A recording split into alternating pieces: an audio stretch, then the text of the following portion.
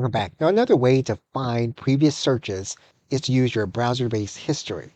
One of the things you will notice about your ChatGPT search is that it does generate a unique page.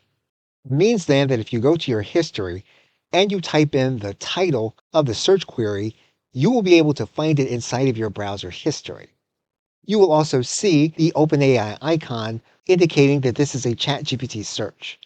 And depending on which browser you have available, you can go to your favorite web store and you can look for ChatGPT Search browser extension. And by adding the extension, you will then be able to use ChatGPT as your default search engine. And by turning the extension on, you will be changing the default search engine to ChatGPT.